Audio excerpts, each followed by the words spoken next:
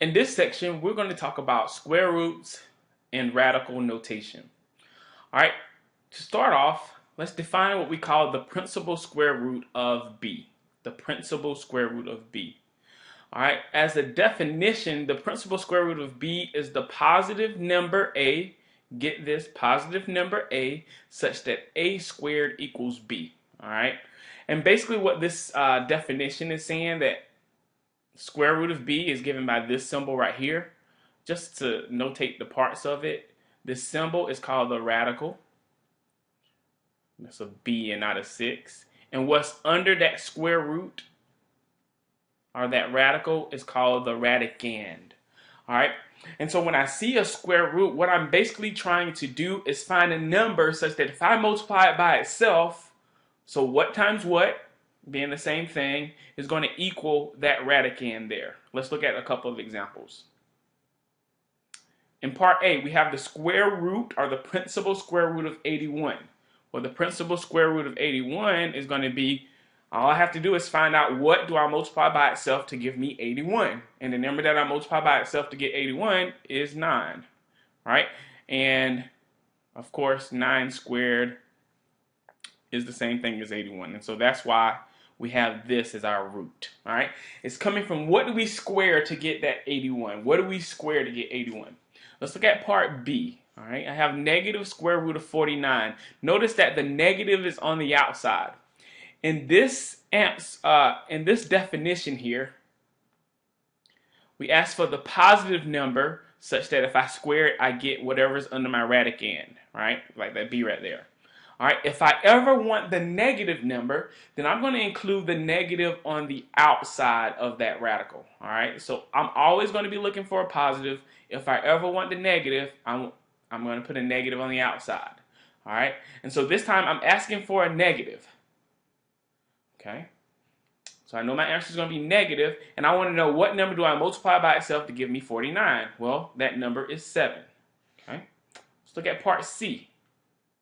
Square root of negative 81. Well, this time the negative is on the inside. So what I'm going to try to figure out is what number can I square to give me a negative 81. And you can think what real number. I don't care how long you think, you're not going to find a real number that's going to work for. Because when I multiply something by itself, it's always going to be positive.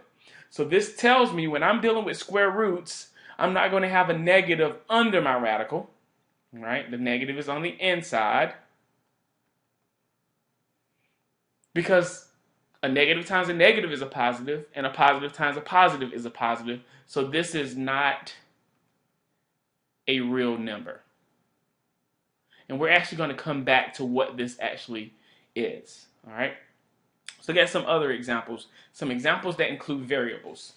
Part D, the square root of 64x to the 8th. All right. Now I have two things multiplied. Notice that multiplication is my operation in between the 64 and the x to the 8th. With that, the only thing that I can do is take the square root separately. All right. So if I have a square root of 64, I want to know what do I multiply by itself to get me 64. That would be 8. And then I want to know what do I multiply by itself to give me x to the 8th, all right? Well, you got to think about x to the 8th, all right? The thing that I multiply by itself to give me x to the 8th is x to the 4th. So my solution is going to be an x to the 4th. Okay, so we get 8x to the 4th. I want to look at one more example of this. Let's call this D1. The square root of 4x to the 6th, because some interesting things are going to come out here. This is a 6. All right, the square root of 4. What number do I multiply by itself to give me 4? That number is 2. What do I multiply by itself to give me x to the 6th? And that's actually going to be x to the 3rd. Remember, x to the 3rd, you add the exponents. X to the 3rd times x to the 3rd is x to the 6th. Now, I'm going to go back up to the definition that we just looked at. All right, the principal square root of b is the positive number a such that a squared equals b. So my solution is always going to be positive. The only time it's going to be negative is if I start with this negative on the outside right here. All right, when we have variables, something very important that we have to look at. All right, if you look at x to the fourth, that's an even exponent. All right. That means no matter if x is positive or negative, when I raise it to the fourth power, it's always going to be a positive answer. So this solution is perfectly fine. However, in part D1, when I multiply a negative number 3 times, this exponent is odd. For instance, if I do -1 times -1 times -1, right, that's going to be a negative solution. And so when we, by that definition, since this has to be positive, then we need to put this in absolute values because we don't know what x is. All we know is that we have x to the third in our solution. So I need these absolute values. All right, it's going to be very important. Let's go to part E here. I have the square root of 9x to the fourth, y to the 6th, z to the 10th. All right, well, if I think about square roots, right? What do I multiply by itself to give me 9? Well, that number is going to be 3. All right, what do I multiply by x? What do I multiply by itself to get x to the fourth? And let me give you a little hint here. Anytime I'm looking for the square root and I'm dealing with variables, I'm going to go back to what we did before. I have x to the 8th here. All right, I ended up with x to the fourth as my square root. I started with x to the 6th on my radical. In my solution, I had x to the third. Because we're talking about square roots and we're multiplying and you add the exponents, in order to find the square root, all you have to do is divide the exponent by 2. For instance, this 8 divided by 2 is this 4 here. This 6 divided by 2 is that 3 here. And so if I come here looking at x to the fourth, the square root of x to the fourth is x squared. Square root of y to the 6th is y to the third. And the square root of z to the 10th is z to the 5th. Okay? Now, with this example, kind of skipped over this, it says to assume that all variables represent non-negative real numbers. This means none of my variables are going to be negative. All right? They're only going to be positive or zero. Positive or zero. They're going to be non-negative. So this allows me not to have to worry about the square roots, about the absolute value. So when we see this piece here, don't worry about absolute values. All right. If I don't see this, then I am in this case right here, and I am definitely going to be worried about absolute values. Let's continue. Now I want to talk about nth roots, all right? For instance, all right, n is my index. It's a number or integer that's greater than 1. When I see this, basically, I want to look at a different thing than a square root, right? When we look at square roots, we're looking at what we multiply by itself, or what do we multiply both sides to get whatever's under the radical. When we look at nth roots, we're looking for numbers that we multiply n times to get our radic n. For instance, let's look in part A. By the way, this n here is going to be a positive integer bigger than 1. It's called your index. And just so you know, with square roots, although there isn't a number sitting there, there's a 2 understood to be there. And this tells us how many times that we actually multiply the thing to get what in our radical, right? We multiply 8 2 times, that's 2 of our radical, to get 64. We multiply x to the fourth 2 times to get x to the 8th. That's what an index does for us. And so when we look at this next example with the cube root, when that's a 3, you can say the third root or the cube root of 27x to the 9th.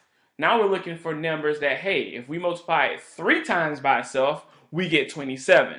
All right, well, 3 times 3 times 3 is 27, so we get 3. And the same rule that I used before, that same thing that I did before with dividing the exponent by that 2 when we looked at square roots, I can divide this exponent by 3. 9 divided by 3 is 3. So when I take my radical, I'm going to have x to the third.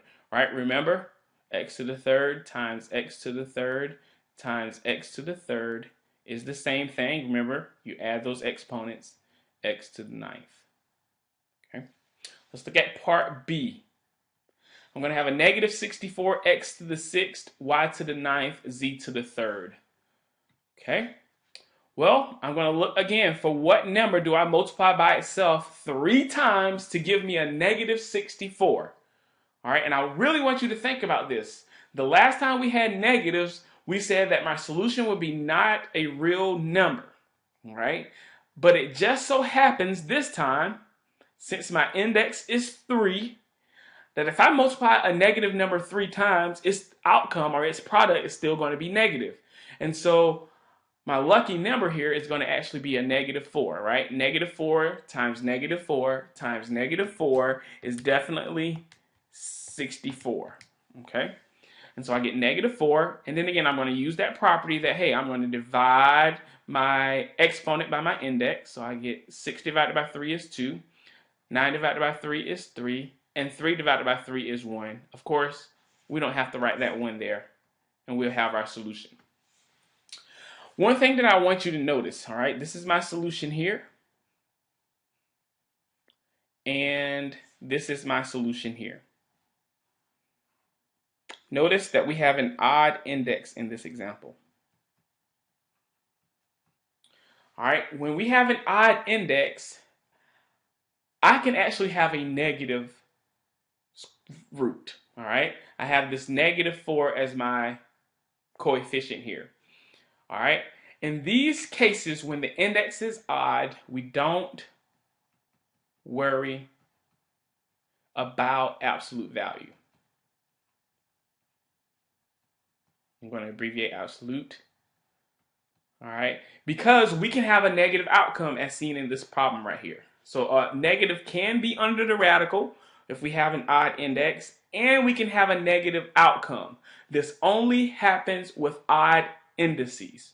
If we have an even index, then all of that goes out of the window. All right, let's look at some more examples.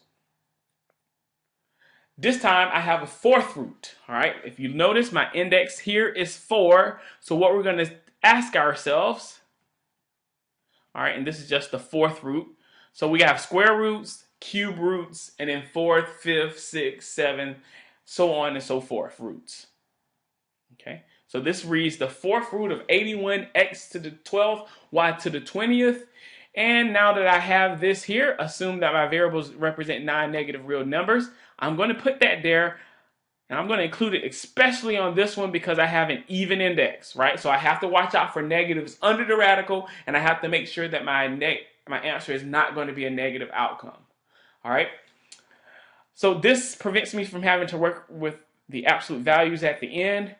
But now I'm going to think about what I multiply 4 times in order to give me 84. And if you think about it, 81, the lucky number is 3. And for my variables, I'm going to do the same thing that I've been doing. I'm going to take my index 4 and divide it into these exponents here, because that will tell me what I multiply 4 times to give me that variable expression. So 4 goes into 12 3 times, so I have x to the third. 4 goes into 25 times, so I have y to the fifth. That is my solution. Since I know here that I'm assuming that my variables represent non-negative real numbers, then these are okay. I don't need an absolute value. Okay. One last example. In this example, we have the fourth root of negative 16. All right, the fourth root of negative 16. So I want to look at what do I multiply 4 times, and it'll give me a negative 16. Well, of course, this 4 is an even index. All right, that means we don't want our solution or our radical to be negative because we're not going to have a real solution. All right, and so this will be not a real number. All right, so we want our radicand to be positive when we have an even index, and our solution to be positive as long as there is no negative on the outside.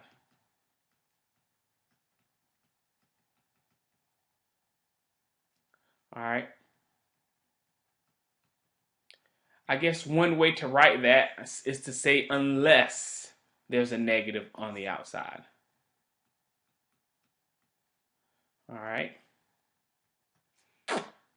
Now that we know how to do those, we're going to look at simplifying. A lot of the mathematics behind studying radicals is to learn the rules and how to simplify these things, and that way we can eventually be able to solve radical equations. Multiplying and dividing radicals. There are two rules that we have here. For any root n, that's our index, all right? Cube root, square root, fourth root, fifth root. If a, the nth root of a and the nth root of b are real numbers, all right? We have to have this right here. It's very important. If they are real numbers, then if I want to simplify with the multiplication, making sure that the index is the same for both, then instead of writing this as the nth root of a times the nth root of b, it's going to be the same thing as the nth root of a times b under the radical. Same thing happens for division. And instead of dividing them separately, I can write it in one radical and do my division under that same radical. All right. The index has to be the same, right? That's very important. Same index. If the index is different, we have to use other mathematics, which we'll learn a little bit later. Let's look at a couple of examples. Simplify the square root of 27 times the square root of 3. Now, I hadn't talked about perfect squares before, but numbers, for instance, if I square 2, right, 2 squared is 4, 3 squared is 9, 4 squared is 16, 5 squared is 25, and if I continue going down the line, I'll get my list of perfect squares. All right, I'm going to do a little bit more. 6 squared is 36, 7 squared is 49, 8 squared is 81. That is not true. It's going to be 64.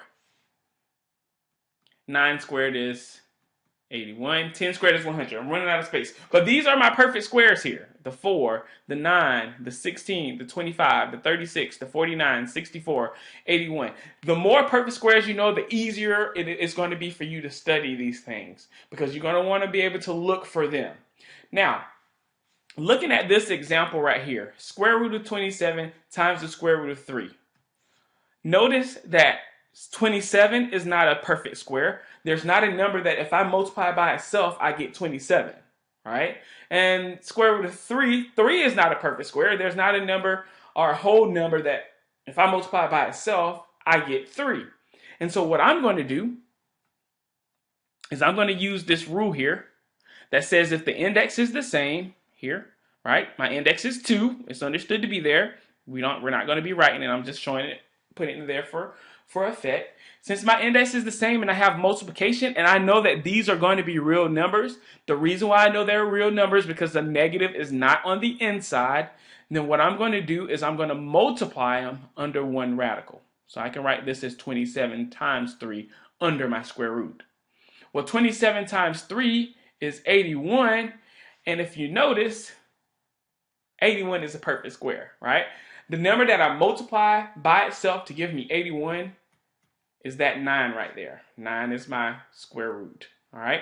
So this thing simplifies down to 9. All right, let's look at part B. Okay, part B is very similar, but this time we're dealing with cube roots. All right, let me write some perfect cubes. And so since you know, after this, you'll be able to recognize these very well. 2 to the third power is 8. 3 to the third power is 27. 4 to the third power, 64. 5 to the third power is 125. 6 to the third power is 216. 7 to the third power is 343.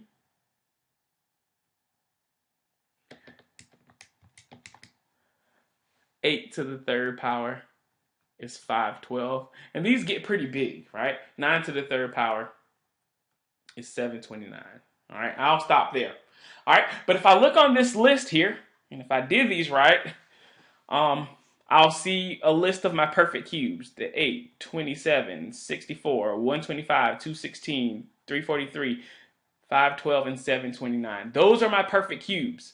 If I look at this example here, 27 is not on that list. 297 is not on that list. 11 is not on that list. So for me to simplify this, since I know that this is both of these are cube roots, my index is 3, and both of these are going to be real, right? When I have an odd index, it doesn't matter if I have a negative or a positive under my radical. It's going to be a real number anyway. So I can use this rule right here. So instead of writing them separately under a radical, I can divide them under the same radical. And we were doing good without having that stuff. 297 over 11. All right, if you divide 297 by 11, you're going to get 27. So this is the same thing as the cube root of 27. And the cube root of 27, well, what do I multiply by itself 3 times to give me 27? My lucky number is sitting here. It's 3. All right, so by knowing how to square stuff, knowing how to cube stuff, how to raise stuff to the 4th power, it's kind of like working backwards from squaring or cubing. For instance, when I got to here to the cube root of 27, well, to work backwards, you can rewrite it as 3 to the 3rd power, and your answer or your root is that thing that you're raising to that power. That's another way of looking at these things. What am I raising to the 2nd power if I'm looking at a square root? What am I raising to the 3rd power if I'm looking at a cube root? What am I raising to the 4th power if I'm looking at a 4th root in order for me to get what I have under that radical? So that's multiplying and dividing. Now that we know how to actually do the arithmetic associated with radicals, we're going to want to create functions or work with functions that have radicals in them. And we're just going to call them radical functions. All right, so let's not mix up rational. I know I'm already mixing it up. But we have radical functions, and they are basically functions that have radicals in them. All right, so you might see a square root, you might see a cube root, you might see a 4th root, you might see a 5th root in that function. Well, if you see that radical, this function is called a radical function. An example of a radical function is sitting right here. For f of x equals the square root of 3x plus 4, that's under the radical, minus 17. We want to find f of 20 and f of negative 5. And just as a review, remember that a function is a relation where each input corresponds to exactly one output. So if I put one thing in, I'm only going to get one thing out. And that's going to happen every single time we have a radical. And that's why we call these radical functions.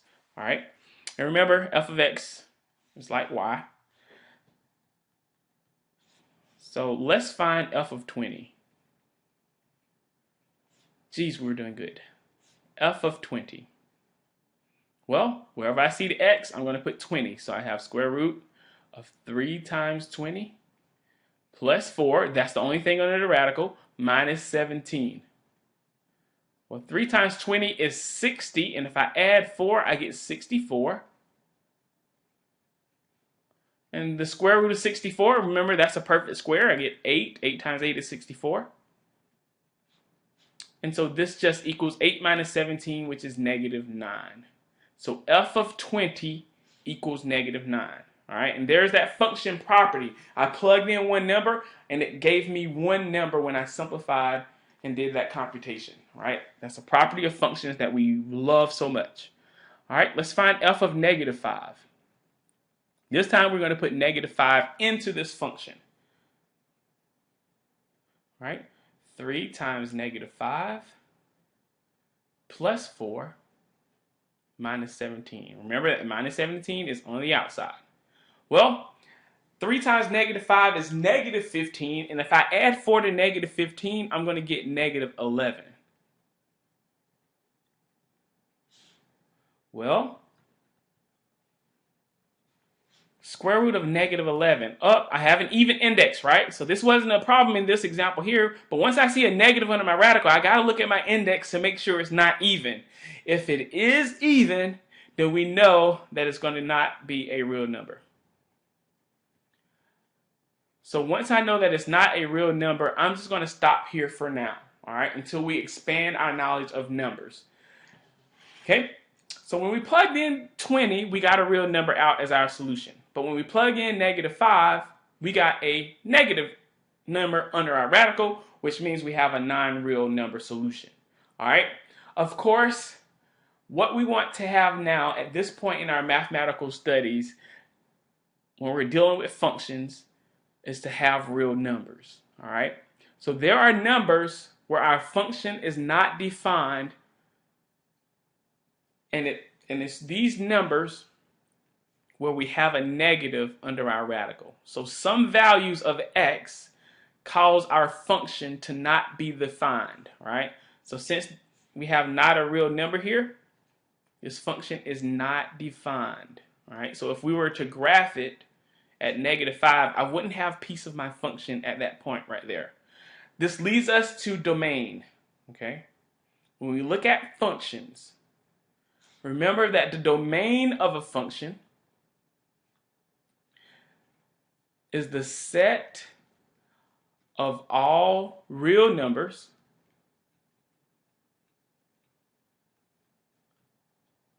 where a function is defined.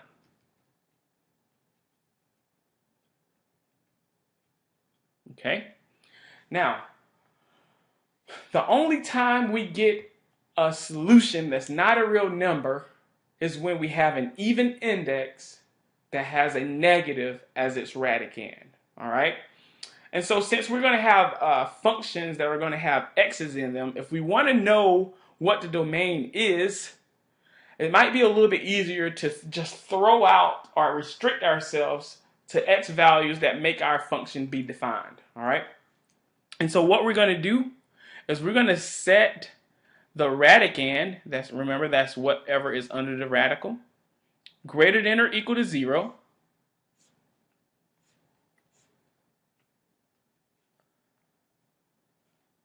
We're going to solve for x.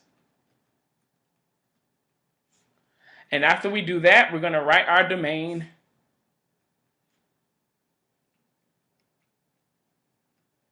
in interval notation. All right, so what I'm doing is I'm saying, okay, whatever's under that radical, I'm going to make sure that you're going to be greater than or equal to 0 because those are the only values where my function is defined. Those are the only real numbers where my function is going to be defined. All right, if I have an odd index, well, I don't care if it's greater than or equal to 0. I don't care if it's less than 0. I can have both positive numbers and negative numbers. And so when I look at my odd index, my domain is automatically going to be all real numbers. Negative infinity to positive infinity. And remember, when we say greater than or equal to 0, we're talking about non-negative, so positive. Or it can be 0, right? We can take the square root of 0. It's still 0. 0 times itself is 0, right? All right, and so let's look at a couple of examples. First example, we're going to define the domain. We have f of x equals the square root of 2x minus 9 plus 25. Again, what we're going to have to do is look at our index. Our index is 2. It's sitting right there. It's understood to be there, right? 2 is an even index. I've got to watch out for being negative. So what I'm going to do is I'm going to look only under my radical. All the other stuff does not matter at all. All I need to do is look at my radicand under my radical. And what I'm going to do is I'm going to restrict this 2x minus 9, right? So we're going to be forceful. We're going to make sure that it's going to be greater than or equal to 0, okay? And the rest is just solving that inequality, right? We can add 9 to both sides. We get 2x is greater than or equal to 9. And then we can divide both sides by 2. So we get x is greater than or equal to 9 halves. If it makes you feel a little better, you can write it as 4.5 so that I'm going to graph mine on a number line. The number line is not necessary. It just helps me to graph I'll write my solution in interval notation. Okay, so 9/2 is right smack in the middle. It's going to be a closed circle, right? That's 9/2 right there. The numbers that are greater than that are to the right. And so if I look at this, I want to write my domain in interval notation. We always write it in interval notation. It's going to start at 9/2, include 9/2, so I use that bracket, and it's going to extend into infinity.